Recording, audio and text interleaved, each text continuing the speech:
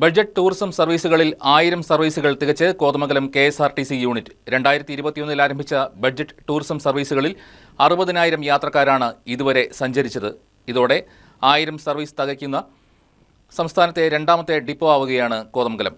Budget tourism സർവീസിന്റെയും ഇതുവഴിയുള്ള വരുമാനത്തിന്റെയും കാര്യത്തിൽ സൂപ്പർഫാസ്റ്റായി കുതിക്കുകയാണ് Kothamangalam KSRTC unit. വിനോദസഞ്ചാരികൾക്കായി രൂപീകരിച്ച ബഡ്ജറ്റ് ടൂറിസത്തിന്റെ ഭാഗമായുള്ള സർവീസുകളുടെ എണ്ണം 1000 കടന്നിരിക്കുകയാണ്. കൃത്യമായി പറഞ്ഞാൽ 1012 സർവീസുകൾ. ഇതിൽ മൂന്നാർ, വട്ടവട, രാമക്കൽമേട്, വാൾപ്പാറ, കാന്തല്ലൂർ എന്നിവിടങ്ങളിലേക്കുള്ള സർവീസുകളാണ് ഉള്ളത്. ഇവയിൽ ഏറ്റവുമധികം യാത്രക്കാരുള്ള സർവീസ് കുട്ടമ്പുഴ, മാമലക്കണ്ടം, മാങ്കുളം, ആനക്കുളം, ലക്ഷ്മി എസ്റ്റേറ്റ് വഴി മൂന്നാറിലേക്കുള്ള സർവീസാണ്. 2021 നവംബർ 21 ആദ്യ സർവീസ് ആരംഭിച്ചത്. ഈ റൂട്ടിലെ യാത്ര പ്രായോഗികമാണോ എന്ന് പലയാവർത്തി പരിശോധിച്ച ശേഷമാണ് സർവീസ് തുടങ്ങിയത്. ഇതിനോടകം 3,60,00,000 രൂപയാണ് വരുമാനം ലഭിച്ചത്. 60,000-ലേറെ യാത്രക്കാർ ബഡ്ജറ്റ് ടൂറിസം സർവീസിന്റെ ഭാഗമായി. ഇതേക്കുറിച്ച് KSRTC അധികൃതർ ഇങ്ങനെ വ്യക്തമാക്കുന്നു. ഇതുവരെ നമുക്ക് 1012 ട്രിപ്പുകൾ നിലവിൽ ആയിട്ടുണ്ട്.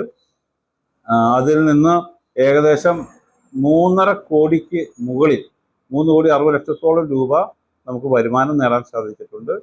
60,000-ഓളം സംതൃപ്തരായ യാത്രക്കാർ, ഇതെല്ലാം ഇതിന്റെ ഭാഗമാണ്. ഇപ്പോഴും നമുക്ക് പല ട്രിപ്പുകൾ ഉണ്ടെങ്കിലും, പല പാക്കേജുകൾ ഉണ്ടെങ്കിലും ഇപ്പോഴും സൂപ്പർ ഹിറ്റായിട്ട് ഓടിക്കൊണ്ടിരിക്കുന്ന നമ്മളെ ഒന്നാമത്തെ ട്രിപ്പായ ഈ തട്ടേക്കാട്, കുട്ടമ്പുഴ, മാമലക്കണ്ടം, മാങ്കുളം, ആനക്കുളം, ലക്ഷ്മി എസ്റ്റേറ്റ് വഴി പോകുന്ന ജംഗിൾ സഫാരി എന്ന പേരിൽ അറിയപ്പെടുന്ന ട്രിപ്പ് തന്നെയാണ്.